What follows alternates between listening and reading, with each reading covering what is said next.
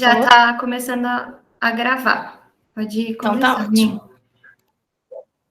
Tá, antes de tudo, eu quero começar falando que eu não sou uma pessoa técnica, não faço educação física, eu não sou nutricionista, eu também não sou médica, eu sou só uma publicitária curiosa pra caramba e uma mulher gorda maior, que não foi a vida inteira gorda, então eu tô trazendo aqui o resultado de muitas pesquisas, por pura curiosidade e sobrevivência.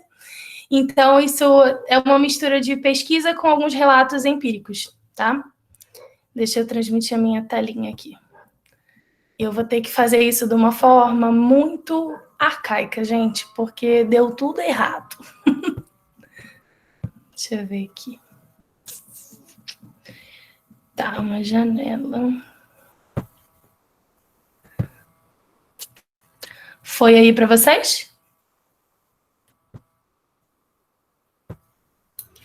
Sim, foi, Nina. Foi? Tudo certo? Uhum, perfeito. Tá, vamos lá. O tema, vocês já devem estar cientes, que é corpo paradoxal, que é um corpo gigante no estigma, ou seja, todo mundo sabe que é um corpo gordo, mas ele é invisível por conveniência, ele só é lembrado em momentos que não beneficiam o corpo gordo. Mas vamos lá. Primeiro de tudo, como eu cheguei aqui? Como eu disse, não fui sempre uma criança, eu não fui uma criança gorda, eu fui uma criança magra. Eu acho que meu pai tá aí, minha madrasta também, então eles vão se chocar com algumas informações, já vou avisar de antemão. A minha mãe, ela era uma pessoa, assim, tipo, muito antiga, né? Porque ela era de 49. Então, é uma outra época, é um outro pensamento. Então, assim, eu tive uma infância muito saudável, eu comia muito bem, ela sempre teve uma preocupação com a minha saúde muito grande, embora ela odiasse me levar ao médico, eu pediatra, inclusive o pediatra reclamava muito disso. Mas uma coisa que me marcou, e eu não percebi isso até eu estar na vida adulta, foi o fato de ter muitas restrições. Né? Com o processo de autoconhecimento, eu fui lembrando de algumas coisas e lembrando das frases, das coisas que me marcaram. E eu tive uma infância também muito marcada pela restrição alimentar. Eu lembro que não era comum refrigerante, não era comum bolo, açúcar, essas coisas. É óbvio, tinha numa festa de aniversário, que é uma infância normal dos anos 80, 90, vamos colocar aí. Mas até aí tudo bem, né? Só que também tinham muitas coisas que eu ouvia, né? Como, olha, não pode comer demais, vai ficar igual a suas tias, da parte do seu pai, vai ficar gorda, vai ficar feia, vai ficar não sei o quê. Então, eu cresci ouvindo essas coisas. Meus irmãos me chamavam de quebra-vaso, porque eu sempre, apesar de ser uma criança magra, eu sempre tive coxa grossa, bunda grande, então já tinha essa zoeira, né, no ar. Resultado, eu me tornei uma adolescente com distúrbios alimentares por conta das restrições, e isso eu fui entender muito mais tarde. Agora vem as revelações bombásticas, que estou muito tensa, porque eu acho que meu pai nunca ouviu isso da minha boca. Então, eu passei um longo período da minha adolescência tentando ter um corpo que não era o meu corpo natural. E eu não entendia isso naquele momento, porque o normal na adolescência, e eu acredito que até nos dias de hoje, é a gente buscar, não só na adolescência, né, mas na sociedade que a gente vive, buscar um corpo que não o nosso, desde que ele seja um corpo magro. E não importa quão magro ele seja, que ele seja mais magro. É sempre mais magro. Então, eu me lembro de passar dias, assim, sem comer decentemente, sem comer um prato de comida. Às vezes eu viajava, eu já tinha lá para os meus quase 20 anos, eu lembro de chupar uma bala para não desmaiar de fome, para poder ficar magra. Eu tenho uma foto que eu achei há pouco tempo atrás, onde eu usava uma calça 36 e eu lembro a festa que eu fiz por caber naquela calça. Só que o meu corpo natural era um corpo 40, 42, era uma coxa grossa, bunda grande de sempre, e eu sempre fui tida como gorda na sociedade em que eu vivia. Então, muitas coisas aconteceram, eu ouvi muitas coisas, mas eu não prestava muita atenção, porque mesmo ainda sendo classificada como algumas pessoas para algumas pessoas como uma pessoa gorda, e me julgando também como uma pessoa gorda, eu não me via excluída ou marginalizada. Eu sempre encontrei roupa para mim, eu sempre tive acesso a todos os lugares, eu nunca deixei de namorar, ninguém nunca deixou de gostar de mim por conta do meu corpo. Eu nunca tive nenhuma barreira social por conta do meu corpo. Quando eu me tornei uma mulher adulta e eu tive a minha primeira gestação, eu comecei a realmente ganhar peso de verdade. Eu fui a 120 quilos quando eu estava grávida da minha primeira filha. E a partir dali, eu comecei a sentir na pele a gordofobia, arrancando, assim, tipo, de mim os direitos que eu tive durante a vida inteira. Né? Eu fui as consultas, né, pré-natais eram um suplício. Porque a medida, olha, você vai ter diabetes gestacional, olha, você vai ter pressão alta, olha, você vai ter... E era uma intimidação constante, como se você já estivesse pagando pelo que você poderia vir a ter, mesmo que você não tivesse nada. Vale ressaltar aqui que eu não tive absolutamente nada nas minhas 2 gestações, mesmo hoje sendo gorda maior, continuo com os meus exames bioquímicos ok, embora tenha algumas questões de saúde, mas eu vou falar isso lá para frente.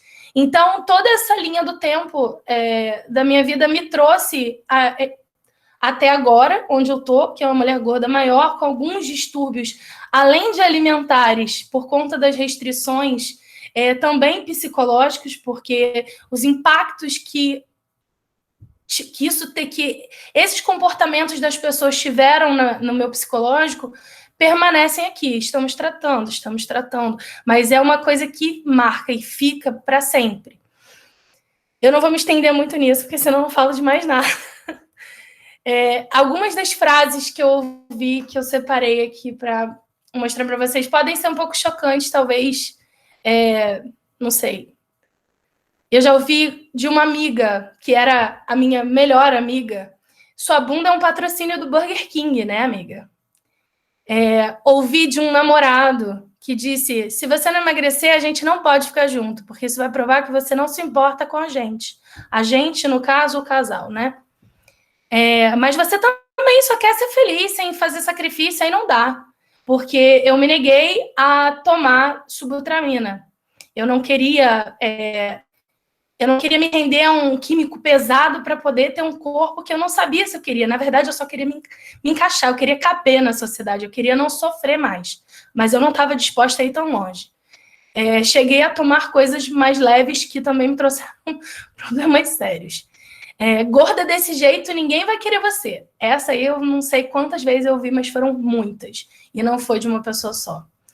E da mesma amiga do patrocínio do Burger King, ele só ficou com você porque teve pena. Então, essas são coisas, assim, um resumo bem superficial, porque se a gente fosse realmente colocar aí na pauta, a gente ia passar um bom tempo ouvindo essas coisas. Por que eu estou trazendo todas essas coisas da minha vida pessoal aqui, abrindo isso dessa forma? Porque, antes de tudo, eu gostaria que fosse entendido que, antes de qualquer coisa que eu venha falar, técnica ou não, pesquisa ou não, existe um ser humano que sente, que sofre, que tem uma vida social, que tem filhos, que trabalha, que estuda, que é casada, namora, sai para lugares, e às vezes a gente perde o foco. Quando a gente está lidando com pessoas, e eu falo isso principalmente, pensei nisso pelo pessoal da educação física, né? Porque quando a gente está trabalhando numa área técnica específica, voltada para um ser humano, a gente esquece que esse ser humano tem muitas outras questões, além daquela questão específica que ela está levando para o profissional que está indo tratar essa pessoa naquele momento. A virada de chave aconteceu quando eu percebi que eu não precisava aceitar a forma como essas pessoas me tratavam. E foi quando eu comecei a descobrir esse universo da bolha, né? A bolha do universo gordo, das pessoas gordas, de tipo, cara, eu também passei por isso, eu sei o que você está passando, já ouvi 90% do que você está falando, e eu fui entender também por que os meus direitos foram arrancados de repente, pô, que porra é essa? Desculpa o palavrão, mas é que eu sempre tive tudo acessível, sabe? Quer dizer, eu ganhei um pouco de peso, agora eu não tenho mais direito de viver na sociedade? Que é isso? Sabe? Então, essa indignação me moveu durante algum tempo. Inclusive, eu passei bastante tempo com raiva. Acho que é uma coisa comum da militância em qualquer instância que a gente esteja trabalhando. No primeiro momento, você está com muita raiva. Você quer gritar e você quer brigar com Deus e o mundo. E não resolve nada, assim. Mas a gente precisa passar por esse processo, que é um processo de expurgo, né? Então, eu conheci muita gente maravilhosa. Eu entendi muitas coisas que eu não fazia ideia que estavam ali. Eu falei muita besteira, porque assim, eu não saí de um 38 para um 58, né, gente? Eu fui passando por etapas, e essas etapas foram muito dolorosas, porque eu comecei também a entender o meu espaço nessa bolha. Porque cada momento era um espaço diferente. Eu fui uma mulher gorda menor, eu fui, como a Lu, a gente estava falando ontem, o meio termo, né? O mid-size, que eu odeio esse termo. Mas eu já fui essa pessoa que não sabia onde se encaixava aquele corpo. Será que eu sou gorda? Será que eu não sou gorda? Para onde é que eu vou? Eu não tenho mais calcinha. Peraí, eu não tenho mais roupa. Você começa a ficar perdido. E eu comecei a me agarrar nessa bolha que me deu a mão. Eu sou muito grata à militância anti-gordofobia e mesmo aos eu não queria falar pseudo-ativistas, mas as pessoas que falam disso de uma forma rasa, elas também são a entrada, e elas são muito importantes, porque elas são a entrada do conhecimento desse movimento. Porque se uma pessoa não entende que ela tem o direito, é absurdo a gente pensar, se a pessoa não entende que ela tem o direito de se amar, de ser tratada com respeito, ela não vai correr atrás de nenhum outro direito. Então, esse movimento também é importante, tirando todo o resto de problemas que todo tipo de militância tem, que a gente tem um propósito convergente, que é a luta contra a gordofobia, e fora isso somos todos indivíduos com realidades diferentes, backgrounds diferentes, então não dá para exigir que todo mundo pense igual, infelizmente. A louca quer controlar todo mundo. E eu cheguei também à conclusão que eu precisei, sim, de ajuda muitas vezes. Eu acho que esse foi o turning point, assim, da situação, porque algumas pessoas eu realmente achava que no início estavam do meu lado e queriam me ajudar, porque eu falava assim, poxa, mas e a sua saúde? Aquele papo do e a saúde, né? Ótimo, e a saúde? Mas eu preciso de ajuda, e agora? Cadê você? Não ficou ninguém, porque assim, na realidade, as pessoas confundem a crítica com a ajuda de verdade. Porque o que a sua crítica, o que a sua opinião está realmente fundamentando na vida dessa pessoa? O que você está trazendo de positivo? Você vai falar, poxa, mas você ganhou uns quilinhos. Não me diga. Você sabe que eu tenho espelho em casa, minha roupa não está cabendo, então eu já estou ciente. Tudo que a pessoa venha me dizer, eu já sei. Mas e a sua saúde? Bom, eu gostaria de saber da minha saúde, mas a gente vai tratar disso lá na frente também. Mas foi bom, porque eu percebi quem estava realmente do meu lado, quem não estava do meu lado, e eu aprendi a separar o joio do trigo. Eu ouvi muitas vezes também que emagrecer é muito simples, que é só fechar a boca e malhar. Mas será mesmo? Eu tive uma conversa com uma conhecida nutricionista, que é a Natália Vignoli. O arroba dela no Instagram, se alguém se interessar, é Nutrição com Personalidade. E ela topou ter uma conversa comigo, a gente fez uma chamada de vídeo. E conversamos por horas sobre N coisas diferentes. Inclusive, o momento que eu tive essa chamada com ela foi porque eu, o Dave, né, que está aqui, vai palestrar amanhã, e a Jessicando, que também palestra amanhã, a gente formou um coletivo, a gente tinha o objetivo de trazer informações sobre o ativismo contra a gordofobia de uma forma mais substancial, com fatos e tal. E a gente começou a pesquisar muito. E eu propus um tema que era biotipo. Vocês estão na Faculdade de Educação Física, vocês devem estar bem familiarizados com somatótipos e biotipos. Esqueci o nome agora, gente. Tô bem, por isso que eu preciso de cola. Ectomorfo, endomorfo e mesomorfo. Isso aí vocês devem estar carecas de saber. E eu comecei a ler, só que eu não tava aceitando aquilo ali. Porque O primeiro artigo que eu li era justamente de um profissional de educação física. Só que era um conhecimento raso, era uma coisa que estava falando aquilo, existem corpos ectomorfos, mesomorfos e endomorfos, um tem tendência a acúmulo de gordura, um já tem menos massa magra, um corpo esguio, e o outro tem mais propensão de acúmulo de musculatura. Maravilha. E que mais? Acabou aí? Como é que é isso? De onde é que você tirou essa medição? E aí eu fui descobrindo, né? Descobri lá o Sheldon, que foi o cara que começou a introduzir esses corpos e tudo mais, mas a minha cabeça fundiu, porque eu fui tão longe, tão longe, tão longe, tão longe nessa pesquisa, que eu descobri que esses tipos corporais, eles são, na verdade, eles surgiram baseados numa teoria eugenista que foi super alvejada e todo mundo abafou, porque, assim, o cara estava tentando vender isso para as indústrias, associando o corpo ao comportamento. Então, ele dizia que uma pessoa que tinha uma tendência a acúmulo de gordura era uma pessoa gorda e preguiçosa, que ela tinha uma tendência a ser uma pessoa letárgica e que ela, por exemplo, não ia ser um bom vendedor para sua loja. Então, a gente já começou com preconceito bem ali. Né? Isso é o princípio de tudo. E pesquisando isso tudo, eu conversei muito com a Natália. E como ela é nutricionista, ela trouxe um olhar bem fresco sobre o assunto que explodiu a minha cabeça. Ela me falou sobre o Quetelet, né, que foi o criador do IMC, da tabela do IMC.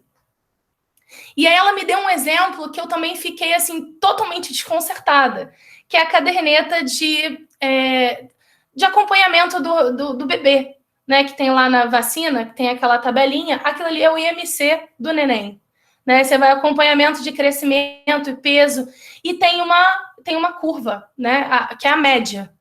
E hoje em dia, se a gente for pesquisar, não estou dizendo que são todos, novamente, eu não sou técnica sobre o assunto, então não posso falar de uma forma segura. Inclusive, aconselho que vocês não me tomem como verdade, que tudo que eu estiver falando aqui, que isso seja só um gatilho para que vocês busquem, pesquisem e procurem saber mais sobre e tirar as próprias conclusões. Mas se a gente pesquisar o suficiente, a gente vai ver que até na família, você perguntar assim, você tem um primo, um bebê, uma tia, você pergunta como é que era ser uma criança gorda. Se o pediatra falou para aquela criança fazer uma dieta, se virou para a mãe e falou assim, seu filho está um pouquinho acima da curva, vai ter que fazer uma dieta. Gente, são bebês.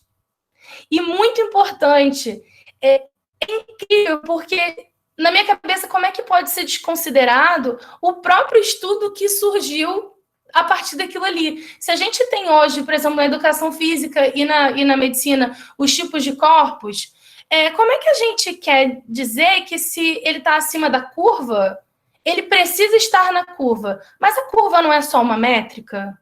Aquilo ali não é a média dos tipos de corpos? Não existem corpos mais gordos, corpos mais magros e corpos que são mais musculosos, naturalmente falando? Então, por que a gente tem que puxar as pessoas para estar na curva? Por que a gente tem que se achatar ao padrão? E aí, com a Nath, pesquisando isso tudo, a minha cabeça explodiu e eu falei assim, cara, isso não é uma coisa que foi novidade, eu só coloquei como highlight aqui para vocês entenderem a conclusão disso tudo. Que um corpo gordo, ele não é necessariamente um corpo doente, assim como um corpo magro não é garantia de um corpo saudável. Porque a gente não está levando em consideração uma coisa importantíssima, que são os índices bioquímicos de um ser humano. O IMC, ele só mede o nível de massa corporal, só que tem muitas outras questões que precisam ser avaliadas para definir a saúde de um indivíduo. Inclusive a saúde psicológica, que é totalmente negligenciada em todos os campos de atuação quando a gente fala de pessoas que estão buscando atividade física, por exemplo. Nossa, eu falo muito, eu fico até cansada. E essa é a parte mais divertida de todas. Vocês sabiam que o IMC, essa tabelinha que dita a nossa saúde, ela foi criada em 1832? Sim, 1832. E até hoje ela não foi revisitada, atualizada, revista, questionada. Quer dizer, a gente está vivendo num modelo que é arcaico, mas ninguém se importa. Por quê? A gente vai investigar mais ou menos o porquê. Qual é o problema, Nina? Qual é o problema de 100.832? Bom, primeiro aquilo que eu acabei de falar, que a média não deveria ser uma métrica aplicada a todos os corpos se existe a questão da pluralidade. A questão da desconsideração bioquímica para determinar um estado de saúde. E aquela história que agora os profissionais de educação física vão se identificar muito bem. Assim a gente pode definir o melhor treino para cada corpo, mas sempre esse objetivo é ter um corpo magro, como a Maísa falou bem no início. Eu falei, que maravilha, estamos alinhadas, vamos falar sobre a mesma coisa. E aí a gente chega nessa parte de dietas restritivas, que também são uma consequência de desses fatores anteriores, né? Porque se a gente tenta se encaixar, e aí eu sou um corpo ectoendomorfo, eu confundo tudo, gente, mas é o que acumula gordura. Vamos lá. Eu sou esse corpo. E aí eu chego lá num profissional de nutrição e ele fala assim, você vai ter que emagrecer. Vamos passar a dieta com restrição calórica. Ok. Alguém está familiarizado com a taxa metabólica basal? Que é a quantidade calórica consumida pelo seu corpo em repouso. É a energia mínima necessária para manter todas as funções do corpo funcionando. A questão é a seguinte, com essa modernidade, o sempre mais magro, não importa quão magro você seja, você tem que ser mais magro, porque senão não é o suficiente. Se você não tiver os ossos à mostra, o biquíni levantando com os ossinhos da pelvis, não tá bom. Isso causa problemas seríssimos, porque, cara, o nosso corpo, ele não é burro. Ele, na verdade, é uma máquina perfeita. Então, o que acontece quando a gente priva o nosso corpo da quantidade calórica necessária para ele continuar funcionando? Ele vai tirar, por exemplo, do seu músculo. A pessoa que gosta tanto de malhar, nossa, mas adora academia. Aí você faz uma dieta calórica para emagrecer mais, você vai ter uma perda muscular. Porque como é que ele pensa? Eu preciso de energia, mas não tem. Mas se eu tirar desse músculo aqui, ela não vai conseguir correr, mas ela vai continuar viva. E assim vai acontecendo. É uma coisa, não é significativa, talvez uma vez por um período curto de tempo, mas uma exposição prolongada pode trazer problemas muito sérios, e a gente está ignorando completamente isso. Fora uma questão que eu queria ter mais tempo de poder trazer isso para vocês e falar sobre isso aqui, que a Nath me falou, e eu não consegui pesquisar o suficiente ou a tempo para trazer uma coisa embasada, mas ela me falou sobre existirem estudos hoje sobre perda metabólica significativa em dietas de restrição calórica, que parece que foi feito um estudo em soldados e não sei quando, não vou saber precisar, se vocês quiserem buscar, eu recomendo, que uma vez que você coloca o seu corpo em privação de caloria, o seu metabolismo, ele diminui para acompanhar aquilo ali, para reduzir, a perda, porque ele entende aquilo como um ataque.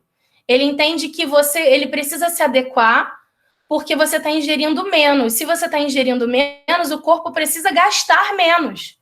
E isso pode, se você se expõe, né, a essa perda metabólica durante algum tempo, dizem que seu corpo não volta. Então, isso também pode estar causando a tal da epidemia da obesidade, porque a gente coloca as pessoas em dietas por tanto tempo, que foi uma coisa que a Nath me falou e eu fiquei assim, será que hoje eu sou uma mulher gorda maior porque eu restringi a minha alimentação de tal forma que o meu metabolismo nunca mais voltou a ser o mesmo? São muitas incógnitas, são muitas questões são muitos problemas que a gente pode causar no indivíduo por falta de responsabilidade. E é como se as pessoas não se importassem, porque eu não vejo ninguém falando sobre isso. E, cara, eu pesquiso bastante, eu leio bastante. Tem uma pilha de livro aqui, o Dave e a Jessicano são minhas testemunhas. Eu sou conhecida como a nerd do grupo, eu tô aqui lendo o tempo inteiro, buscando. E, cara, eu não vejo movimentação desse tipo sobre esse assunto. Assim,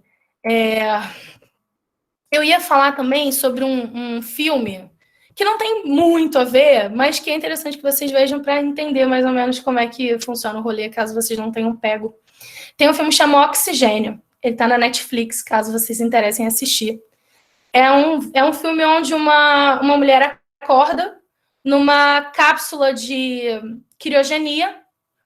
Aparentemente, ela acordou antes da hora. E aí ela começa a conversar com a inteligência artificial da cápsula para tentar entender quem ela é, onde ela está. Ela não sabe absolutamente nada. Eu não vou dar muito spoiler sobre o filme, porque caso vocês queiram assistir, eu vou estragar miseravelmente. Mas é um filme que vai dar um bom exemplo de redirecionamento de energia sobre essa questão da taxa metabólica basal. Eu acho que dá para fazer uma relação interessante. Tá. E aí a gente chega à reflexão. Eu queria convidar vocês a refletirem sobre isso.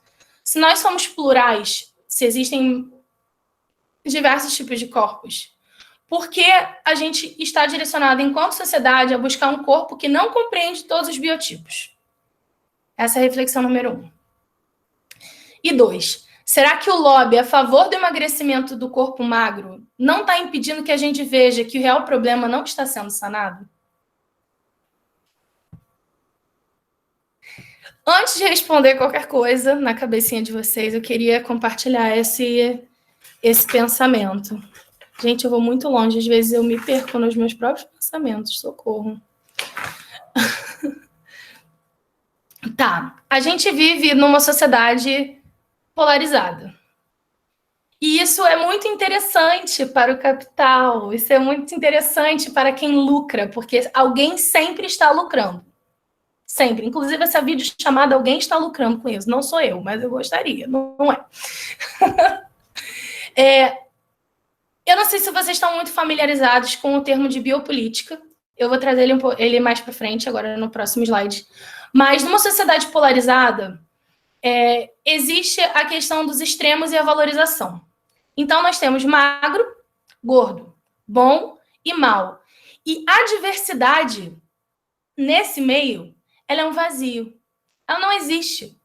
Porque para a sociedade não é interessante que haja diversidade. Porque a diversidade, ela só vende quando é para vender um Doritos colorido. Sabe? E essa atribuição de qualidades nos extremos, ela mantém o controle. E alguém, como eu disse, sempre lucra com essa polarização. E aí, sobre biopolítica, para quem não sabe, são aparatos de controle social. E algumas das políticas públicas de biopolítica, vocês devem estar perguntando, cacete, eu vim assistir uma palestra de gordofobia que essa garota está falando, biopolítica, o que é isso? Na verdade, isso é tudo que a gente vive. Todo que compreende higiene, alimentação, sexualidade, natalidade, saúde dos indivíduos de uma sociedade tem relação com a biopolítica. São aparatos da política que cuidam dessa parte da nossa sociedade. E estigma é a marca de controle social, porque é justamente do outro lado do polo são as pessoas que não estão incluídas, né? São as pessoas marginalizadas. E a gente consegue ter uma clareza muito grande quando a gente fala dessa forma, quando a gente coloca na polarização. Muitas vezes, nos vídeos, eu gravei muita coisa para IGTV, no Instagram, a gente já fez muita live, eu, David, Jessicando, todos os militantes da internet, falando sobre corpo gordo, e muitas vezes as pessoas falam assim, eu não sei se eu sou gorda. Então, meu anjo, você não é. Porque a sociedade sabe quem você é. Porque se você entra no lugar e você se preocupa em ter uma cadeira para você sentar, se você sai de casa se preocupando, se você vai poder... Aliás, nem tem isso, né? Porque eu nem me preocupo mais se eu vou pegar ônibus, porque eu já sei que não me passa, então eu já nem vou de ônibus. Então, essa divisão é muito clara do estigma social.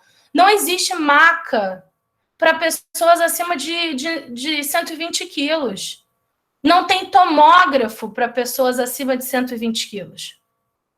Não, se eu precisar fazer uma tomografia, eu preciso ir num Aras. Do lado de uma égua, de um cavalo, de um boi, sei lá. Isso é muito humilhante, porque eu faço parte de uma sociedade, eu sou pagadora de impostos, então eu quero o meu direito. E a tristeza toda nisso tudo é que a gente ainda tenha que estar discutindo sobre esse tipo de coisa em 2021. Porque isso é muito óbvio. Eu queria convidar todo mundo a sair um pouco da casinha, a olhar um pouco fora do nosso próprio umbigo e olhar os tipos de relações que a gente está construindo com pessoas diferentes daquilo que a gente vê no espelho. Que quando a gente frequenta, por exemplo, uma faculdade ou uma escola, a gente tende a ver, na sua grande maioria, pessoas dentro do padrão. Mas eu duvido. Tem pessoas magras aqui dentro do padrão, e vocês vão lembrar na escola que tinha aquele coleguinha gordo, aquele coleguinha que usava óculos fundo de garrafa, aquele coleguinha que usava aparelho freio de burro, aquela coleguinha que andava mancando, que tinha alguma questão que não era compreendida porque a gente era criança, né? Ou então depois de adolescente, as amigas que andavam com a menina gorda porque elas queriam ser a mais bonita.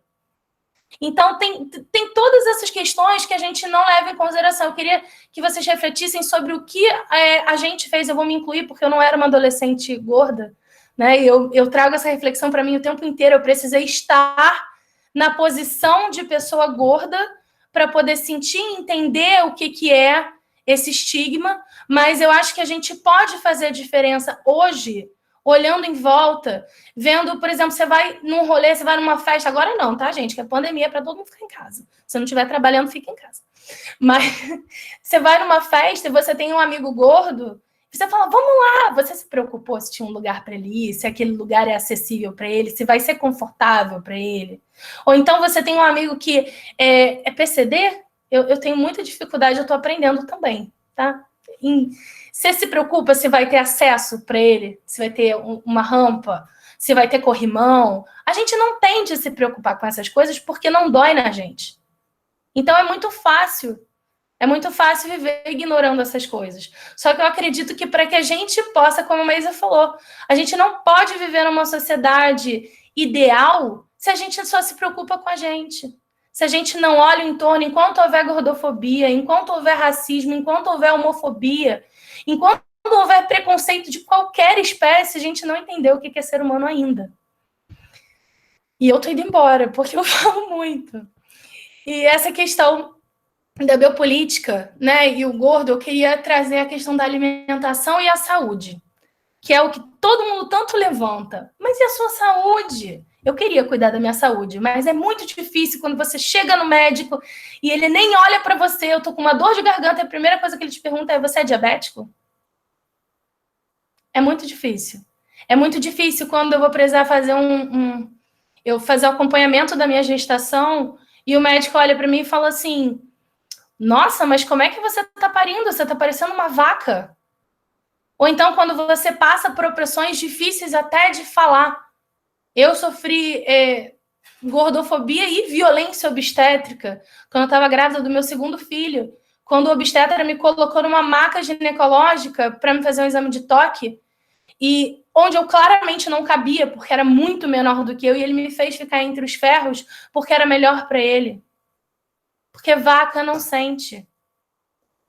Então, é disso que a gente está falando. A gente não está falando aqui mais sobre romantização do corpo gordo. Eu não estou aqui para dizer para ninguém ser gordo. Eu estou aqui para que a gente possa que a gente possa correr atrás de políticas públicas que incluam as pessoas e que elas possam ter escolha. De verdade. Porque a questão saúde, ela está sempre atrelada, por exemplo, à alimentação. E é muito comum que a gente seja culpabilizado pelo nosso peso. Ah, tá gordo porque quer, tá gordo porque come. Só que a gente não levanta questões sérias como alimentação. A Lu quase vomitou ontem no nosso ensaio, porque eu trouxe uma coisa que eu vou trazer agora. Se preparem os baldinhos, os saquinhos, sei lá o que vocês vão querer. Mas quantos de vocês sabem o que tem no prato de vocês? O que você come? Você sabe o que tem no que você come? A não ser que você prepare a sua comida, que a sua comida seja feita totalmente em casa. E hoje eu tenho esse privilégio, posso dizer que 90% da minha alimentação é natural, a gente faz tudo em casa, mas eu já estive em outro lugar, já comi muito industrializado, ultraprocessado, a salsichinha, o nugget que todo mundo ama, é o resto. A jujuba, maravilhoso, todo mundo ama jujuba, né? Gummy bear. Se vocês virem como aquilo é feito, vocês nunca mais vão botar aquilo na boca. Então, a gente passa a culpabilizar o corpo gordo sem levar em consideração o sistema, a forma como o alimento é oferecido, as questões socioeconômicas, o acesso a alimentos de qualidade, alimentos frescos.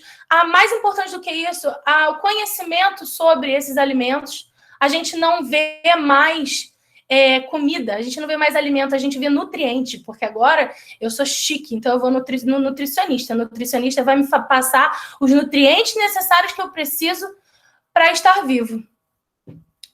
Só que a nossa relação com a comida mudou a partir do momento que a gente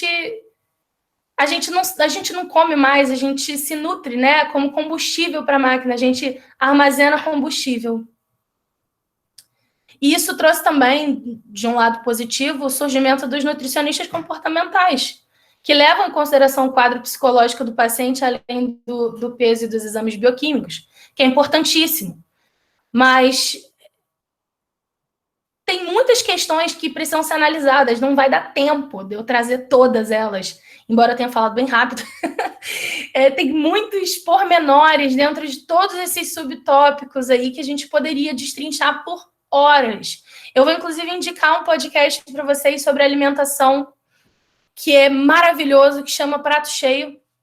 É uma realização do Joio do Trigo, tem no Spotify. Eu cheguei nesse podcast porque eles estavam falando, eu vi um episódio sobre a moça da lata e como a indústria, como a Nestlé modificou todo o sistema de doces, todos os doces tradicionais brasileiros para poder se inserir no mercado de processados nacionais. Hoje, ninguém pensa em fazer um pudim sem leite condensado, certo? Porque todo mundo sabe que pudim se faz com leite condensado. Pois, pasmem, antigamente não se fazia. Nenhum doce, não existia leite condensado. O leite condensado ele era feito no fogão a lenha. Era feito em casa. Então, eles fizeram toda uma estratégia de marketing, das medidas da receita serem as próprias latas de leite condensado. Eles foram os pioneiros da rede social com o sistema de cartas, troca de cartas entre as donas de casa, cozinheiras. E esse podcast, esse episódio, ele foi a abertura, foi um portal para todos os outros episódios que a gente ficou tipo, eu e meu marido faz pão, ele faz molho, ele gosta de cozinhar, e a gente ouve junto e eu fico tipo, passada. Tá passada? Tô passada. Tem um episódio do milho que é sensacional, que eles falam como as coisas mudaram no México, com a mudança do milho transgênico, as mudanças dos processados, porque parece que tinham uma substância específica no processo de cozimento do milho para fazer a tortilha, que com a tortilha industrializada ele não é feito mais, e isso teve um impacto na saúde das pessoas. Então, assim, gente, é tipo a toca do coelho da Alice, é um outro universo que a gente precisa explorar. As pessoas não estão engordando porque elas querem, elas estão engordando porque elas não sabem o cacete elas estão comendo. E porque não existe suporte pra gente. O Dave, amigo, eu vou expor essa situação da esteira, eu espero que você não se importe. A gente estava vendo sobre uma esteira, porque a mãe dele fala muito sobre ele se movimentar. Eu acho que é uma coisa de todos os pais. Meu pai também fala, olha, tá cuidando. A gente tenta cuidar. Ele foi atrás de uma esteira ergométrica para ter em casa. É esteira ergométrica ou esteira elétrica? Ai, gente, eu não sei. Não tem esteira para venda assim fácil que suporte mais de 150 quilos. Aí você fala, quê?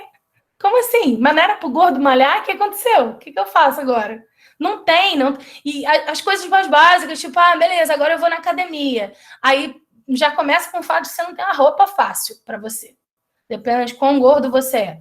Você não tem acesso à roupa. Então você é humilhado, porque você é obrigado a malhar com a roupa lenta, porque, pô, ninguém quer ir para. Já é um ambiente hostil. Não importa, você nem precisa ser gordo para saber que a academia é um ambiente hostil.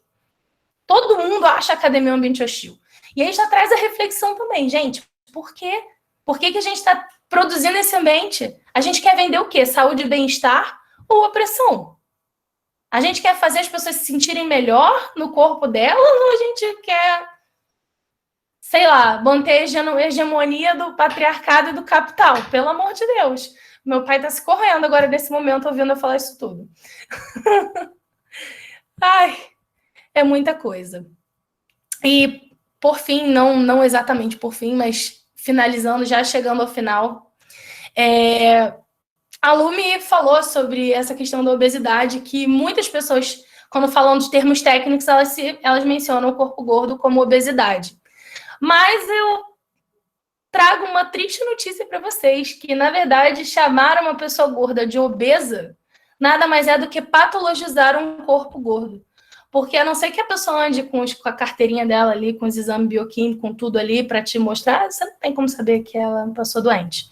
E no mais também é super indelicado, porque você não chama uma pessoa que tem diabetes de diabético, você não chama a pessoa que está com câncer de o canceroso, você não faz isso, é desagradável.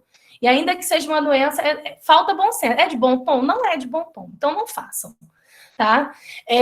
Eu separei também o CID, esse é o tema de um vídeo, quem quiser depois pode ir lá no meu Instagram e ver esse vídeo, que eu falo sobre gordofobia nesse vídeo, mas eu falo sobre o CID, né, da obesidade, que define a obesidade como acúmulo de gordura devido ao excesso de calorias. Tem uma ramificação de coisas que vocês podem encontrar lá, associado a outras coisas, isso baseado em estudos científicos, eu não vou entrar muito nisso, mas eu quis pontuar isso aqui especificamente porque o objetivo da inclusão do acúmulo de gorduras no Cadastro Internacional de Doenças aconteceu com o objetivo de trazer soluções para a tal epidemia da obesidade, que mascara completamente a questão alimentícia, que eu trouxe há poucos minutos atrás.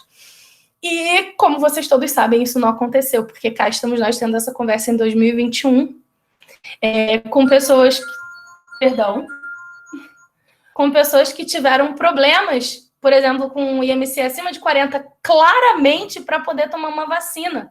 Se a gente é considerado risco, se a gente tem comorbidade, a gente chega no ponto crucial da nossa palestra, que todo mundo sabe que uma pessoa gorda é gorda, desde que ela não esteja se beneficiando com isso. Desde que ela não esteja ganhando, ou seja, não importa. Não importa, a questão nunca foi sobre o corpo. E aí a gente fala sobre gordofobia, que embora seja considerado uma doença, o corpo gordo não conta com políticas públicas que garantem um atendimento digno ao indivíduo gordo. Os espaços destinados à saúde e bem-estar não estão preparados para receber pessoas gordas. E a polarização social coloca o indivíduo gordo na posição de estigma, levando à marginalização e fomentando culpa nesses mesmos indivíduos. Quer dizer, nunca foi sobre saúde, sempre foi sobre controle social. E aí eu pergunto para vocês, você acha isso justo? E é isso, gente. Eu espero que tenha sido bom. Eu tô aberta. Se quiserem já abrir para perguntas, eu tô... Já pode fazer pergunta. Nina, nossa, eu queria muito estar ao vivo para a gente aplaudir, mas nem isso, para você sentir assim, né? Enfim, enquanto a Luísa vai atualizando, pessoal, eu sei que às vezes a gente fica com medo de perguntar e perder alguma informação da Nina. Então, correm lá perguntar, enquanto isso eu vou falando algumas questões aqui para dar o tempo de vocês pensarem. Se vocês quiserem, a gente sabe que às vezes fazer uma pergunta é difícil, né? Se vocês quiserem pedir para ela falar mais de algum assunto que vocês se interessaram, também pode pedir. Se quiserem só falar o que acharam também sobre o que ela disse, também fiquem à vontade. Acho que agora esse é um momento, eu acredito, de extrema importância. E aí, entrando para o que eu ia falar para você, Nina, você pontuou algumas coisas que eu queria levantar enquanto as pessoas perguntam. Você falou bastante da questão do seu pai, né? Que seu pai está presente. E acho que, entendo a sua preocupação, acho que ele também deve estar lá na cadeira dele, mas eu queria enfatizar a importância dele estar aqui, né? Quantas famílias não se esforçam para sair do seu lugar de conforto e estar aqui escutando, assim. Então, tanto o seu pai quanto todo mundo que está aqui, a gente está saindo da nossa neutralidade aí sobre esse assunto, e até gostaria de pontuar, se você concorda comigo ou não, mas se você quiser falar, se der tempo, né, que a gordofobia me dá a sensação que a gordofobia atualmente não é tão falada quanto o racismo, o machismo, né? Não sei se pode ser que eu esteja fora desse contexto, mas me parece que a gente Por exemplo, você trouxe algumas frases que você escutou, mas, por exemplo, a gente fala sobre alguns termos que nós usamos racistas, né? Eu me peguei semana passada escutando uma pessoa dizendo: nossa, tem que tirar esse olho gordo daqui, no sentido de tirar energias negativas, energias ruins.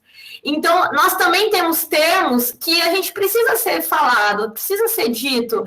É bem como, eu acho, é achismo mesmo, tá? É uma sensação que eu vejo que a gente já está tratando mais sobre a questão racial e de gênero.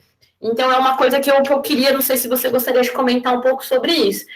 Gostaria também de agradecer muito você ter falado de forma muito íntima sobre as questões que aconteceram com você, porque, claro, eu e a Luísa lemos coisas, né, sobre a questão da gordofobia e o corpo gordo, mas é de extrema importância que as pessoas gordas falem sobre isso.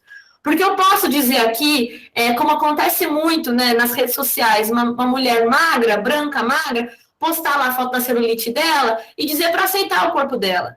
Né? É complicado isso quando a gente entende que existem aquele corpo que tem a celulite, ele é totalmente padrão e é muito fácil aceitar aquele corpo, né? Devido a tudo que você mostrou. Outra coisa que eu queria pontuar e enfatizar bastante, até aproveitar, o Coletivo Faz Semana, assim que houve a pandemia, nós fizemos um evento, inclusive no Instagram do Fé Semana, gente, essas lives estão gravadas, e nós também convidamos uns palestrantes incríveis, e falamos sobre mulheres, corpo, educação física nas redes sociais, na pandemia, né, que foi uma coisa que bombou, muita gente foi para as redes sociais para vender, né, o seu trabalho devido às condições que tinham acontecido, e uma das palestrantes, ela traz uma questão importantíssima sobre a questão da alimentação, que eu acho que você pontua, e eu queria também aproveitar. A atividade física, o exercício físico, né, e a alimentação, a nutrição, ela não tem o mesmo acesso a todas as pessoas. Então, uma pessoa que mora na favela, ela vai consumir mais industrializado. Essa parada de vamos nos alimentar com alimentos orgânicos e vamos praticar atividade física, que pessoas são essas que a gente está falando para fazer isso? Quem são? Quem tem o privilégio de ter uma outra coisa que eu escuto muito, que eu queria colocar, que eu queria assim, só não faz exercício, só não se alimenta bem quem não quer. Qual é a sua preguiça de hoje? Né? Então, assim... Desculpa, né? Então, com essa desculpa de hoje, isso mesmo. Então, com quais corpos nós estamos conversando, né? Com quais corpos nós estamos dizendo?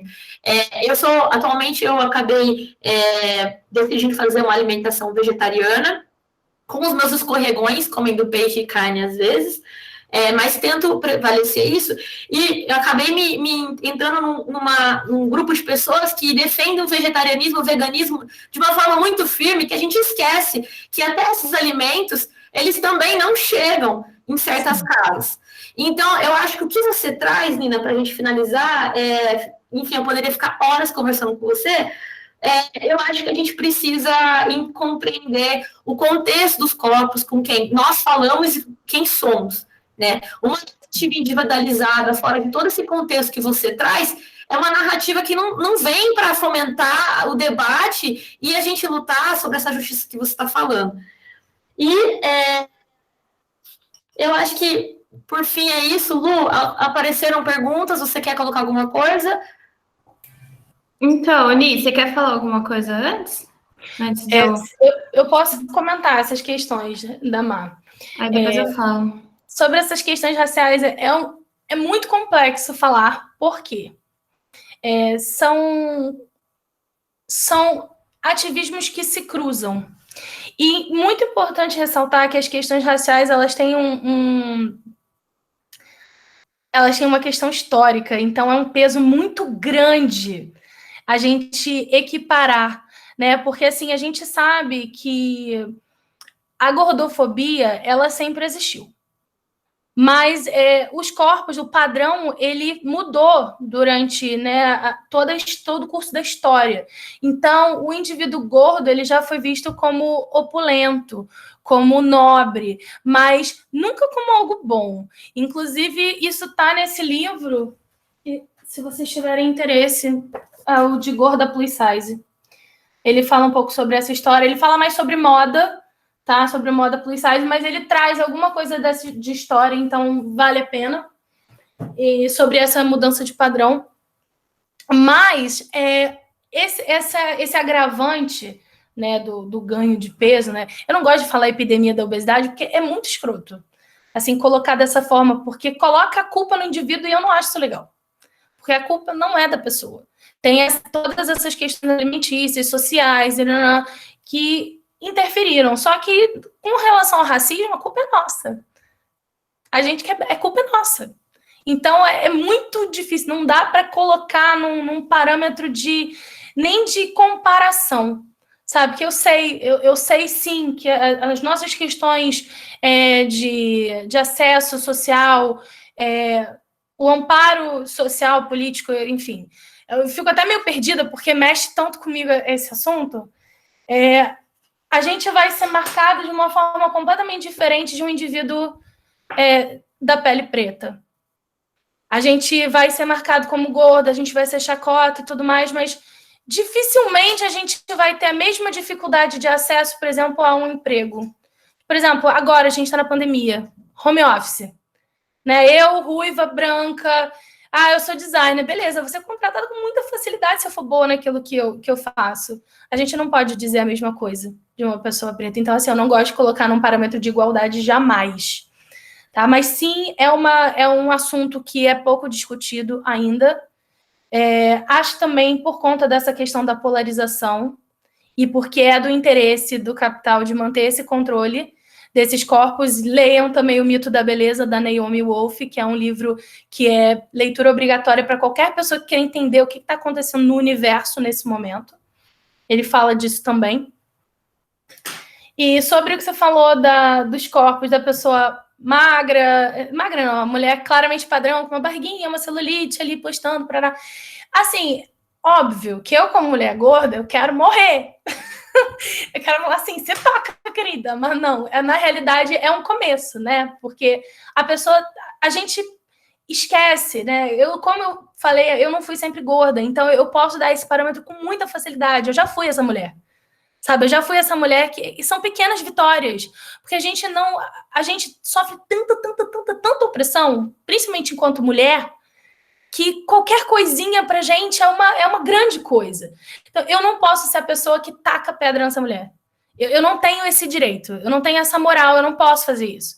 Mas o meu papel é dizer para ela que ela precisa olhar em volta, que é maravilhoso que ela se ame, é maravilhoso que ela se aceite. Mas qual é a posição dela nisso tudo? Qual é a posição que o corpo dela ocupa na sociedade? Existem pessoas numa situação de vulnerabilidade por não enxergar o corpo dela como válido? Será que uma celulite é o suficiente? Então a gente precisa se informar enquanto pessoas. Não interessa se a gente é magro, se a gente é gordo, se a gente é padrão. A gente precisa se informar, a gente precisa se inteirar sobre o que está acontecendo além do nosso umbigo. Você falou também sobre quem são as pessoas. Eu acho que isso também responde tudo. Porque se a gente olha para o lado, falta empatia, né? O mundo está muito caótico porque a gente tem essa... E é natural a gente querer ser egoísta nesse momento. Eu estou aqui falando com vocês depois de um hiatus de quase um ano. Em 2019, quando eu entrei real para a militância, a Lila, que está aqui, a gente fez um coletivo aqui em Friburgo de pessoas gordas. E, cara, a gente apanhou muito, a gente tomou muito na cara, porque eu estava no início da militância que eu não aceitava nada. Eu não negociava nada. Não negociamos com terrorismo. Mentira. Então, tudo era briga, tudo era discussão, tudo eu queria bater de frente, tudo... porque eu estava com raiva.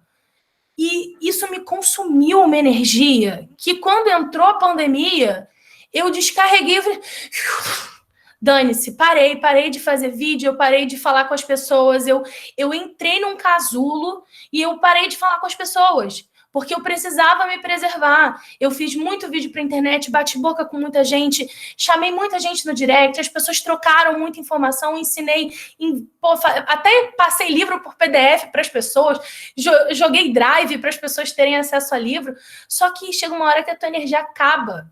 Então, assim, é natural que a gente se recolha. É natural que num momento, por exemplo, como agora, que é a pandemia, a gente queira olhar mais para dentro. Só que nesse olhar mais para dentro e se resguardar, talvez seja um bom momento também da gente prestar atenção não só nas nossas necessidades, se resguardar emocionalmente, energeticamente, sim, mas se informando. Tem coisas assim que, ok, eu não leio jornal mais. Eu fico sabendo das notícias pelo meu marido, que ele não se controla e ele precisa falar, pô, você viu que o ministro não sei o que caiu? Falei, maravilha, mas não me fala notícia ruim, porque eu não aguento mais. Quem é brasileiro e nesse momento consegue ter sanidade mental, parabéns. Parabéns, porque não está fácil. Então, é difícil a gente falar de qualquer política reparatória, não é exatamente uma política reparatória, mas política pública, quando a gente está por um fio, velho, a gente está sobrevivendo. Então, parece egoísmo trazer pautas ativistas num momento de caos, onde, tipo, os indígenas não podem mais morar onde eles estão morando. Entendeu? Tipo, tem coisas mais urgentes. É escroto falar, mas a gente precisa ter essa consciência de quando é o momento de falar, quando é o momento de não falar. Óbvio que eu saí desse ato para falar aqui porque era uma oportunidade de romper com a minha bolha. De falar para pessoas que não estão acostumadas a ouvir o que eu estou falando aqui. Porque eu estava chovendo molhado. Quem está ali na internet, no meu grupo, ele só tá careca de saber. Eu não quero falar para essas pessoas. Eu quero trazer essa realidade para pessoas que nunca ouviram falar sobre isso. Onde vai trazer realmente mudança, porque é isso que coloca a gente no pinpoint, que faz a pessoa entender com quem que ela está lidando. Porque se eu não falo dos meus problemas aqui, se eu não trago a minha realidade, como é que você vai saber? Enquanto educadora física, como é que você vai saber com quem você está lidando? Como é que você vai saber como aquela pessoa que está indo até você pedir ajuda se sente? A gente precisa dessa troca. A gente não pode se fechar na militância achando que a gente só vai falar com ativista e com pessoa que concorda com a gente. Porque isso é ilusão, é mentira. A gente está se iludindo. A gente precisa trocar, a gente precisa manter o canal de comunicação aberto. Então, isso é fundamental para a gente saber com quem a gente está lidando. É isso. Nina, obrigada mesmo. E assim, queria também, se você pudesse passar para a gente esses livros que você está dando dica. Claro. O podcast, eu consegui anotar, eu acho, mas depois eu confirmo com você, que eu acho que é legal a gente divulgar também nas nossas redes sociais, né?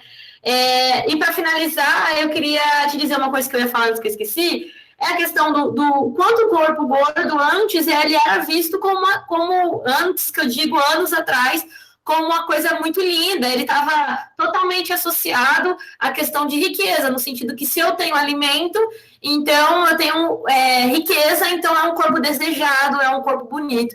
E aí, como as coisas vão mudando, como você diz brilhantemente na sua apresentação, e essas formas de controlar esses corpos têm interesse, né? Existe o interesse.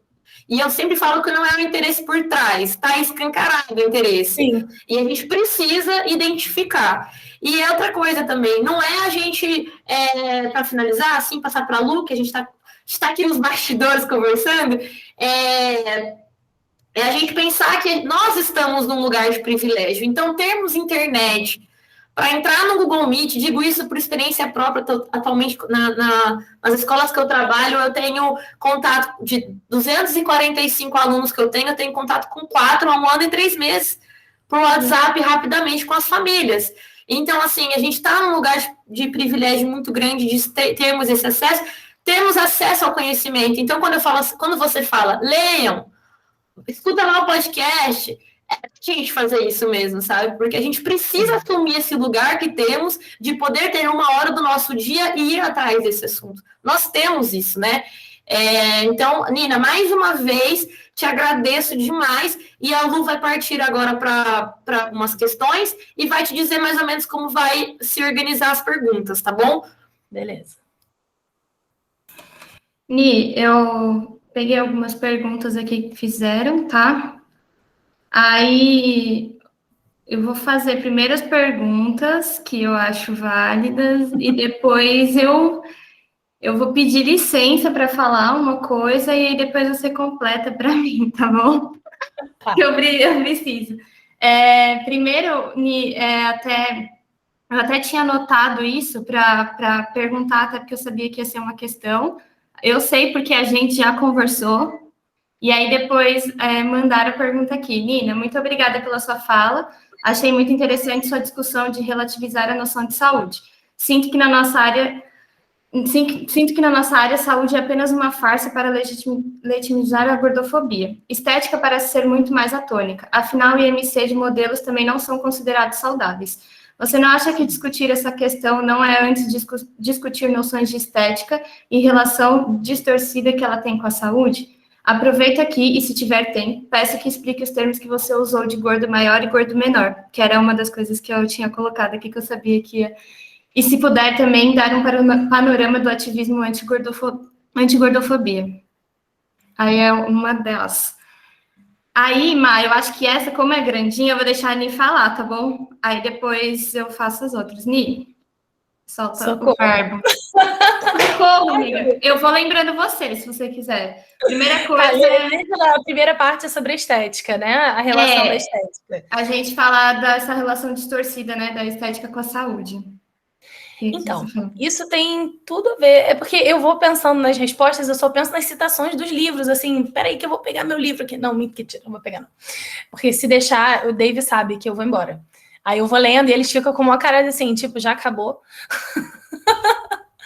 Enfim, a questão da estética, ela é muito forte pela questão do controle social. Isso aí meio que está explícito. E se vocês quiserem saber mais sobre, eu recomendo o Mito da Beleza, porque vai explicar explicadinho, tintim por tintim, essa questão da relação estética com o controle dos corpos. Eu acho que sim, é uma maquiagem, né, para fazer as pessoas estarem num patamar inalcançável. Porque não dá, não existe o padrão, mas mesmo quem está no padrão, não é padrão. Porque o padrão, ele não existe. O padrão, ele é construído em Photoshop, ele é construído com filtro de Instagram, o padrão, ele é construído em parâmetros surreais. E o corpo, ele é só um deles. Né? Porque não importa. Na realidade, o corpo... Por que eu rumei para essa questão da militância contra, não só contra a gordofobia, mas focada em políticas públicas. Porque não adianta a gente só falar do assunto, a gente precisa resolver o problema. Porque enquanto a gente não tiver políticas públicas, a gente não consegue falar sobre mais nada, a pessoa não tem debate, a pessoa não vai conseguir se tratar com qualidade. Então, assim, eu acabei focando nisso porque estética meio que todo mundo fala. Você pode ter um corpo perfeito aos olhos sociais, né, pelo Instagram. Tipo, vou dar um exemplo aqui, a Giovanna Eubank. Todo mundo deve conhecer, a mulher do Bruno Galhaço. A mulher é considerada, tipo, meu Deus, ela é uma deusa, porque ela tem os olhos verdes e loura, bronzeada, rica, famosa, casada com um galã da TV, tem 2 filhos maravilhosos, 2 ou 3, acho que são 3 agora. E ela deu uma entrevista, eu acho que foi pro Felipe Neto. Eu não tenho certeza, mas eu acho que foi. Onde ela fala que nenhuma foto dela jamais foi publicada sem edição. Aí eu te digo, se uma mulher dessa tem problemas com o corpo dela, a gente tem um problema social muito grande. Muito, muito grande, porque ela é o padrão do padrão do padrão. E ela não está satisfeita com o corpo dela. Isso afeta primordialmente mulheres. Os homens são afetados de outras formas, mas com esse nível de impacto, mulheres. Né? Os homens têm a questão da barba e tal, que hoje em dia é muito, né, latente, tem que ser barbudo, tem que ser isso, tem que ser aquilo, mas isso não impediu nunca de nenhum homem ter uma vida normal. Agora, as mulheres, a gente já não pode dizer o mesmo. Então, essa questão da maquiagem da estética, ela atinge primordialmente as mulheres pelas questões históricas e tudo mais. Eu não vou saber falar aqui perfeitamente, porque eu não me preparei para isso. Mas vale a pena ler esse livro, que ele vai dar uma explicação melhor, mais acurada. E eu não lembro o resto da pergunta. Tá. Não, relaxa. Não, Nick, agora falar um pouco sobre o termo gordo maior e gordo menor, que você começou falando que você era uma mulher gorda maior. E aí, nisso, já se puder também dar um panorama do ativismo anti-gordofobia. Aí, veja aí. Um panorama? Tá, eu tô anotando para não esquecer. Tá, gordo maior, gordo menor. Também tem um vídeo mais extensa lá no Instagram, se vocês quiserem ir lá depois. É só ir no meu Instagram que tem lá no GTV. Mas eu vou explicar basicamente que muito se levantou sobre por que tem que chamar de gordo maior, gordo menor, isso exclui as pessoas que estão no meio, por que tem esse negócio, tá classificando o gordo, tá criando mais caixinha. Só que, na realidade, é meio que uma visibilidade para as pessoas gordas maiores. O objetivo disso foi trazer as pessoas gordas menores para a realidade, falar, cara, olha só, não tem só o seu problema no mundo. Tá vendo esse problema aqui? Ele pode ser mais preocupante do que o seu. Vamos prestar atenção no coleguinha?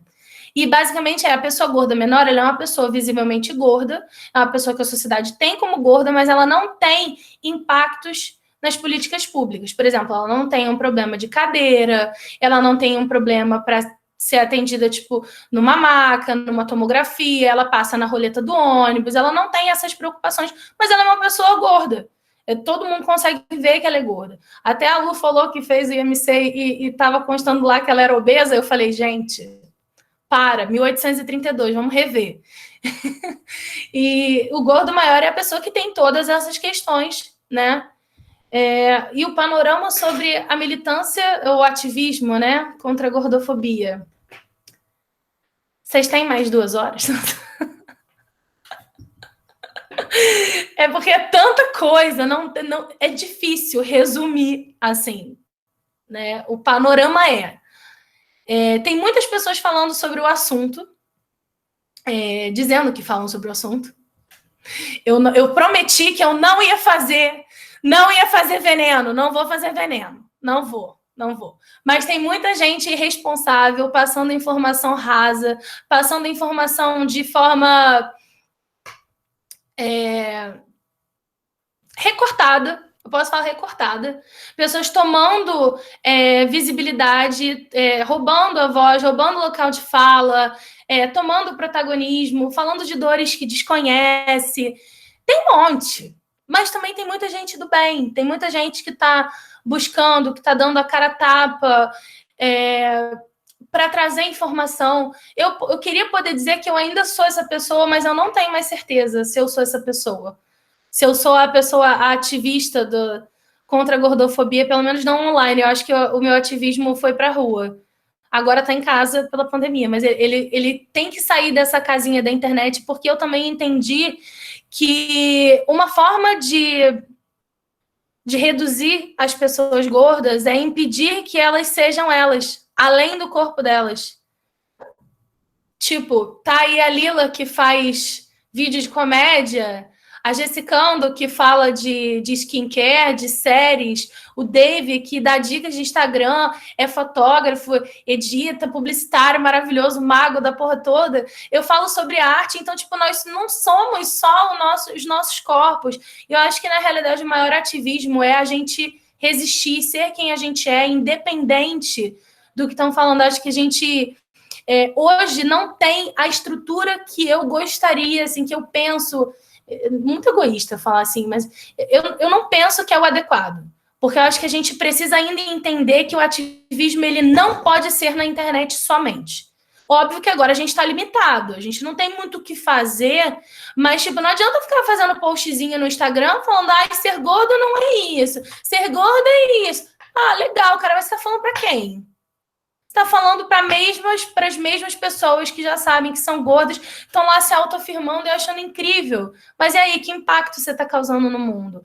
E as pessoas que realmente estão tentando causar um impacto no mundo, elas normalmente são caladas. Então, assim, até isso é difícil, porque a própria síntese do ativismo, ela é difícil no meio gordo, porque as pessoas elas só ouvem aquilo que elas querem ouvir. Então, se você fala... Eu passei por isso muitas vezes. Se eu vou fazer uma live com o Dave, que tem bastante seguidor, caraca, nossa, todo mundo ouve, caraca, parabéns. Mas aí chega lá, nossa, quem é a Nina? 5 mil seguidores? Nossa, quem é você na fila do pão? Sabe? Porque não interessa, na realidade, o que você tem a dizer. Isso é importante. Se você não fizer um Reels com dancinha de 15 segundos... Não serve para nada. Ninguém vai parar para assistir um vídeo seu de 9 minutos, que ninguém tem saco para isso. A gente está numa sociedade líquida. Então, é difícil criar conteúdo substancial em 15 segundos. Vocês me desculpem, vão ler uma porra de um livro. Porque vocês não vão encontrar aquilo que vocês precisam num vídeo de 15 segundos. É maravilhoso para a gente rir, se divertir, para a gente ter outras informações, até para a gente espairecer. Mas, cara, o ativismo ele precisa acontecer de forma ativa, na vida real. Porque é aqui que ela acontece. O médico não vai te atender, você não vai fazer uma tomografia pelo Instagram. E o like não vai pagar a tua consulta. É isso. Então, o cenário é péssimo. A realidade é essa. Eu espero que pós-pandemia a gente consiga mudar alguma coisa, mas por enquanto não tenho prognósticos muito positivos. Boa, Ni. Deixa eu ver aqui outra. Ni, porque você falou do mid-size, né? E aí perguntaram por que você não gosta do termo mid-size. Porque eu acho que é uma forma de colocar, visibilizar um corpo que não é invisibilizado. Você encontra roupa para você, Lu? Com facilidade? Então não tem porquê. É só uma forma que a indústria da moda tem um papel fundamental na visibilidade do corpo gordo, tá? Isso fala nesse livro de Gorda Plus Size. Que quem é do ativismo, questiona muito o termo plus size, porque tem muita gente que fala assim, eu sou plus size. Não, você não é plus size, você é gordo. Entendeu? Porque o plus size é a moda para pessoas gordas. Então, quando você fala plus size, só o fato de você criar plus size já pode ser considerado problemático, mas hoje eu entendo que ele é necessário para uma visibilidade, assim como, por exemplo, o gordo maior. Criar a palavra para trazer visibilidade. Só que a partir do momento que você chama de mini size, mid size, se desculpa. Por quê? Não tem porquê, não tem propósito, é só uma tentativa da indústria da moda de segmentar mais as pessoas. Eu fico muito puta, porque para que vai inventar mid size? Não existe problema. Sabe onde existe problema? Quando eu vou entrar numa loja online e eu vou procurar roupa para mim, e já é difícil. Aí você vê assim, homens, mulheres, plus size. Quer dizer, você é uma outra categoria de ser humano. Você não é nem homem nem mulher, você é plus size. Entendeu? E isso eu vejo muito problema. Se a gente for falar sobre moda aqui, vou ficar 2 dias. Mas eu acho que os termos, eles só deveriam ser utilizados dessa forma quando eles trazem visibilidade para uma coisa que faz sentido. E eu acho que ele só criou, sinceramente, foi meio que um cala-boca. Toma aqui um prêmio de consolação. Porque as pessoas que vestem entre 40, normalmente é 46, 48, não, mentira. Do 44 a 46 são pessoas que estão entre ali o plus size e a tabela tradicional. Só que vamos ser bem realistas, o certo era criar para todo mundo. Só que isso não vai acontecer, porque a gente vive uma sociedade capitalista e a moda pronta, a moda preta por ter, né, o fast fashion, como todo mundo quer falar, é uma roupa que ela não é pensada para todos os corpos. Ela poderia ser, mas ela não é. Então, é difícil você incluir todo mundo quando a moda ela é segmentada. Olha, gente, isso dá outra palestra, de verdade, é muito assunto. Então, é isso. Boa. Mi, deixa eu ver. Mais uma aqui é só... Como que foi a sua relação com a atividade física na vida adulta, assim, depois? Porque perguntaram quando você... Na escola, mas você já falou que você não era uma criança gorda, né? Não. Depois que... Pelo contrário, eu era atleta. Então, e aí como que foi essa sua relação depois? Bom, enfim, depois quando você virou uma mulher gorda maior e tudo mais. Cara, foi péssimo. Foi horrível. É isso, é sobre isso. Foi horrível, porque assim, eu era atleta, eu jogava handebol desde pequena, eu fazia balé, fazia natação, eu jogava handebol, eu era ponta esquerda, eu gostava de jogar vôlei, eu gostava de correr, eu gostava de fazer estrelinha, plantar bananeira. Eu era uma criança muito, muito, muito ativa. Também fui uma adolescente muito ativa, até o ponto que as adolescentes não são ativas, né? Porque na minha época, eu sou cringe agora que eu descobri, né? Porque eu sou millennial. Então, na minha época tinha uma fase que o adolescente não fazia mais. A menina falava, ai, não, que coisa cafona, não pode fazer estrelinha, que ridículo. Então, chega uma fase da adolescência, você para de se movimentar, né? Porque você tem que se comportar igual a moça, né? Igual a moleque, porque eu era meio moleca. Eu gostava de correr, de jogar futebol. E isso sempre foi parte da minha vida. Depois desse período, né, do cafonismo, de ai, cafona, que eu já estava um pouquinho mais velha, eu fiquei psicótica, que foi essa mesma fase da bala, de comer uma balinha para não desmaiar. Eu tomava aqueles aceleradores metabólicos sintéticos, que era horrível, mas eu tomava para poder perder mais peso e leia-se com aquela alimentação maravilhosa que eu tinha, que era nada. Eu malhava assim, eu já desmaiei na academia e todo mundo, ai, coitada, malhou demais. Ninguém tava nem aí se eu tinha comido, se eu tava bem. Eu lembro disso. Eu lembro que eu tava lá na esteira. Eu lembro também que tinha um cara malhando do lado que era gordo maior, e todo mundo zoava o cara tava lá, foda-se, malhando na dele, cagando para hora do Brasil. Eu admiro ele até hoje. Se eu encontrar ele, dou um beijo, um abraço, porque ele merece. E eu achava o máximo a determinação dele, e eu me sentia uma merda. Eu falava, gente, para você ver como é que é a gordofobia. Eu olhava e falava, nossa, o cara é gordo maior, ele tá mandando ver correndo, eu sou uma magrela, eu tô aqui, não tô conseguindo, tô botando os bolas para fora com 2 minutos de corrida. Então, eu tive essa relação psicótica, passei de uma relação saudável para uma relação psicótica com exercício físico, para zero exercício, que eu acho que teve uma relação totalmente ligada com a minha depressão, que foi um estado de letargia extremo, onde eu parei de viver, né? Eu parei de me movimentar, não só fisicamente, mas eu fiquei ali, eu fiquei só existindo. Então, eu acho que o seu corpo, depois que ele entra num estado de inércia, é difícil voltar. Eu até tive algumas tentativas, de tipo, vamos caminhar. Eu caminhava, eu andava bastante, mas eu não fazia exercício físico de verdade. A última vez que eu tive contato físico com exercício foi com a Nath, do Saúde GG, maravilhosa. Que ela fez umas aulas de sábado, bem no início da pandemia, e, cara, eu tava amando, porque é maravilhoso. Quem é que... A pessoa que não gosta de exercício físico é por estigma, porque a pessoa entende que ou ela não precisa, ou ela não entende. Acho que as pessoas não conseguem criar uma relação de saúde com o exercício físico, porque o tabu é tão grande que a gente tem medo, que a gente fala assim, eu não vou fazer exercício físico porque eu não quero emagrecer.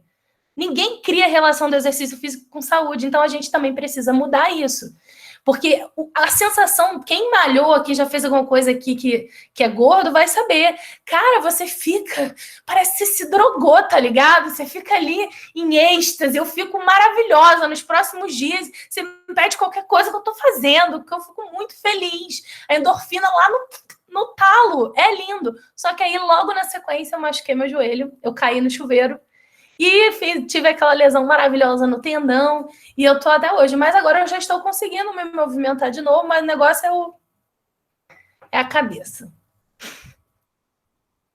E acho que tem uma coisa também que aí é culpa da nossa área, como que a gente, além de tudo que a gente já falou, né, que você falou sobre esse afastamento, né, da pessoa gorda na educação física, mas também como que a gente enxerga a atividade física, né? Que a gente pode ressignificar ela de diversas formas. Então, por exemplo, passear com o cachorro é uma atividade física, sabe?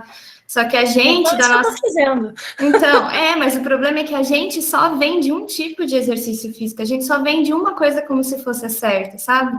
E isso acaba afastando mais ainda as pessoas das práticas, porque parece que você precisa chegar próximo àquele alto rendimento para então você está inserido no meio da atividade física, do exercício físico, e tem tanta coisa que já faz bem, só que a gente não mostra isso, né? A nossa área não mostra isso, porque eu preciso vender as outras coisas, e aí entra em tudo aquilo que a gente já...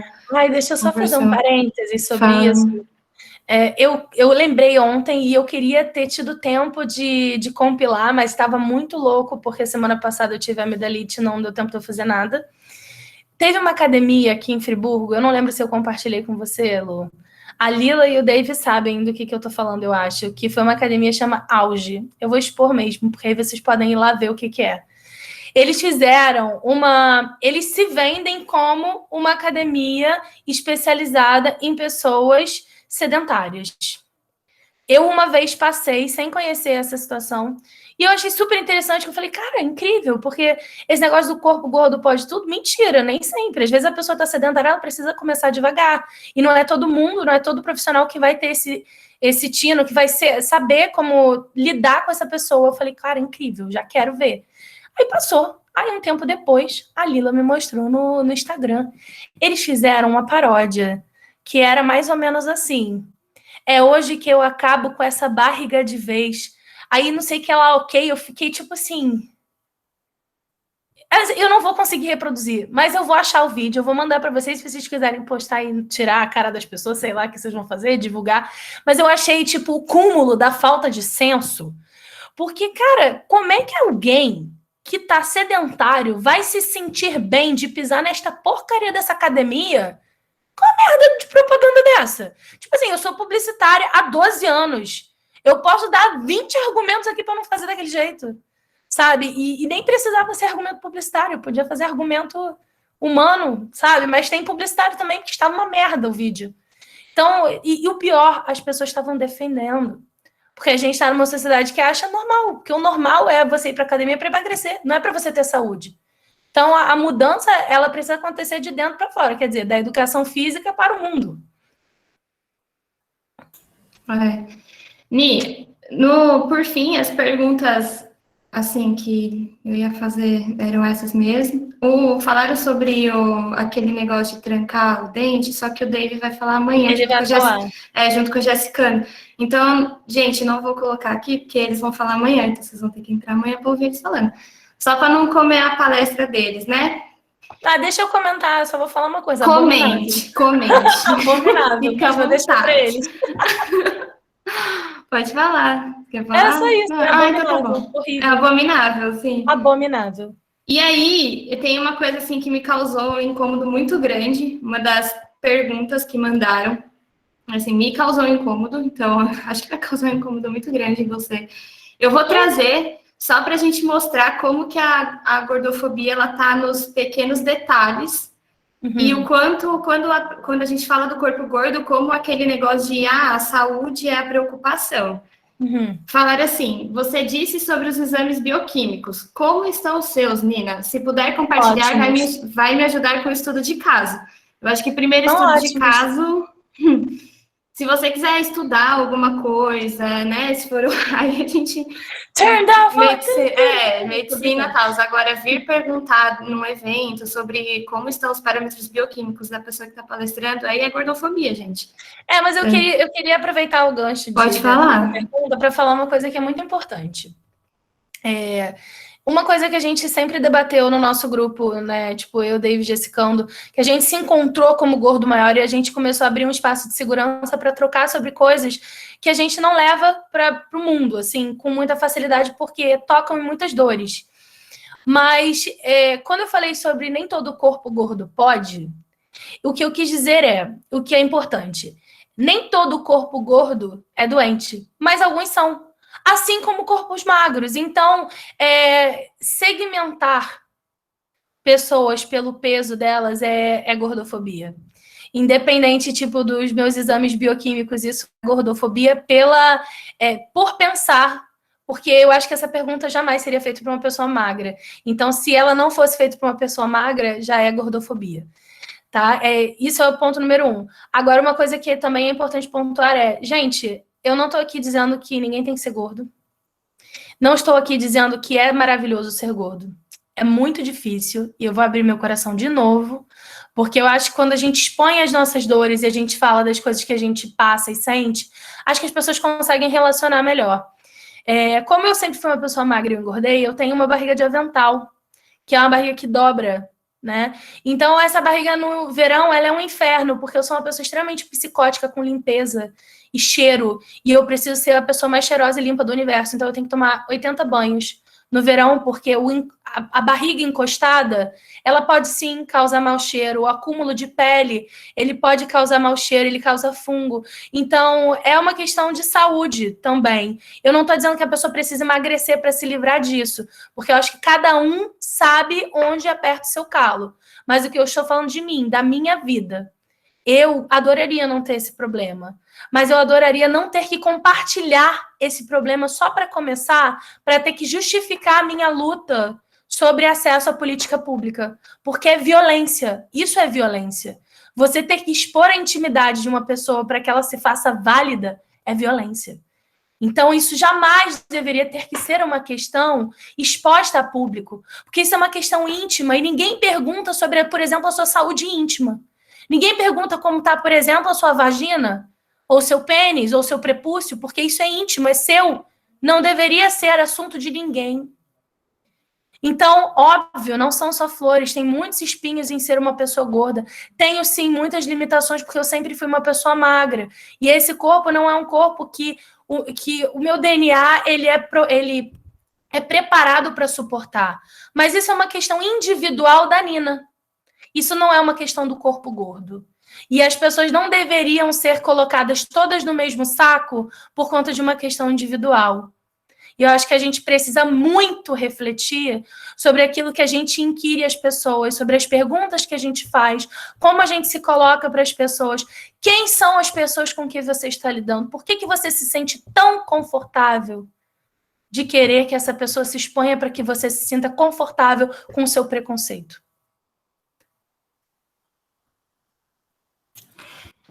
Nina, muito obrigada, meu amor. Maravilhosa para fechar as perguntas. Eu não vou nem falar nada. Muito obrigada. Não, é sério, muito obrigada. Só queria agradecer, falar para você que eu agradeço muito pela resposta e por tudo que você fez hoje pela gente. Tá bom? Obrigada. Nina, queria então te agradecer também, assim como a Lu fez, mas agradecer você doar esse tempo para a gente, né? Assim, a gente ganhou, na verdade, eu ganhei horas, ganhei muita coisa estando aqui com você. Eu nem sei como eu vou conseguir um dia te dizer o quanto isso é importante para a gente aqui. Eu espero que, mesmo sendo virtualmente, você sinta esse carinho que a gente está tendo por você mesmo, de verdade. Queria também elogiar a sua forma de trazer questões tão íntimas e tão importantes que nos afetam muito, assim. Queria muito, muito, muito, do meu coração, agradecer você e agradecer todo mundo que ficou aqui até o final, né, e que esteve com a gente, ou as pessoas que tiveram compromisso, tiveram de sair. Agradeço muito. E para a gente finalizar essa noite gostosa, antes da Nina, acho que quem vai dar as últimas palavras hoje tem que ser a Nina, eu queria fazer alguns informes. Então, amanhã, 2 horas... Oi! Má, rapidinho. Mandaram uma pergunta nisso, só que aí eu vou passar para amanhã, para o Dave e para a Jessicanda, tá bom? Que vai ser falando sobre o que o Pinterest proibiu lá, anúncios sobre perda de peso, nananã. Aí, como já finalizou, só para a pessoa que perguntou, a gente amanhã pergunta para o... Ele vai saber responder até melhor. A gente pergunta para eles, para já ir para o Dave, tá bom? Tá só bom. Avisando para a pessoa, para não achar que eu ignorei. Gente, então, aproveitando, já que a Lu falou, Dave e Jé, que tá aí com a gente, né? Amanhã, 2 horas da tarde, a gente tá lá com eles, com ela e com ele, ansiosa também novamente para esse encontro. Agradeço os dois também de estar aqui com a gente hoje. Então, amanhã, 2 horas, estamos com eles, com o tema Sim, você é uma pessoa gordofóbica.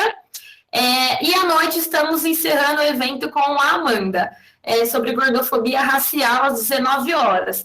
Gente, nós estamos abrindo a sala 15 minutos de antecedência, então não adianta mandar para a gente 1h da tarde o pedido, porque a gente não vai aceitar. Nós também temos outros trabalhos e também está um pouco corrido para a gente, então a gente pede para vocês terem um pouquinho de paciência quanto a isso. Outra coisa, não esqueçam de colocar a lista de presença lá, inclusive você, Nina, por favor, coloque seu nome lá, porque você também pode concorrer aí a um mini curso mega, mega, mega massa. Não esqueçam, então, mesmo de colocar. Pessoal, quem não está recebendo o link, teve algum problema, teve que perguntar para alguém, os links de amanhã, se eu não me engano, a Lu pode informar, eu acho que serão diferentes. Então, por favor, deu algum problema, manda o WhatsApp para a gente, ou para os colaboradores que tem o Instagram deles lá, ou para os palestrantes também, para as palestrantes, tá bom? Então, eu vou encerrar minha fala aqui mais uma vez, agradecendo você, Nina, demais pela noite. Como você mesmo disse, a gente pode debater mais inúmeras vezes, então te convido mais uma vez para outros eventos, para a gente continuar sempre articulando, quem sabe um dia presencial, hein? Eu acredito. Quero. Ou algum encontro no Rio, que eu amo o Rio, então quem sabe eu vou te encontrar, imagina, será incrível. Mas antes disso, a gente precisa tirar o Bolsonaro, se vacinar e ficar em casa, quem puder. E é isso, muito, muito, muito obrigada mesmo. Um beijo muito grande por aí. Aí encerra como você quiser hoje.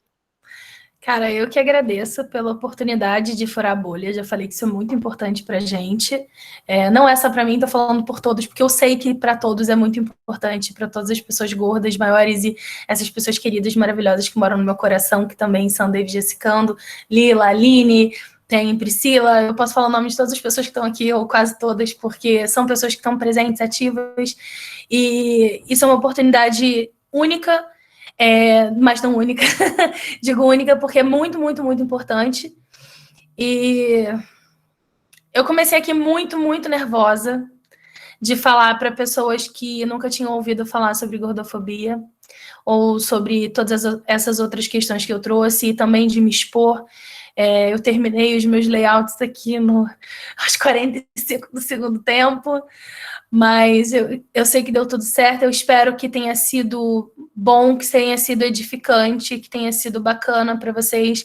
E, cara, se tiver doído, se tiver alguma questão aí que ficou uma dúvida, eu convido a vir no meu direct para a gente trocar uma ideia, para a gente conversar. Eu estou sempre aberta, meu direct sempre esteve aberto. Eu me resguardei de criar conteúdo, porque eu estou redirecionando essa energia para minha família, para mim, para o meu trabalho, para o autoconhecimento, mas eu nunca estive fechada para essa troca, porque eu acho que ela é primordial para manter a roda do conhecimento funcionando. Então, basicamente é isso. Muito obrigada por me receberem, obrigada a vocês que assistiram até agora, e quem saiu também, porque teve outras coisas para fazer. Sigo aqui aberta e muito obrigada, muito obrigada. Obrigada, Mi. Pessoal, obrigada. Boa noite, bom descanso. A gente se vê amanhã, para quem puder até amanhã. Um beijo. Lina, se quiser ficar aí para a gente conversar no finalzinho. Lu, se quiser ficar. Dave, Jé, se quiserem ficar também.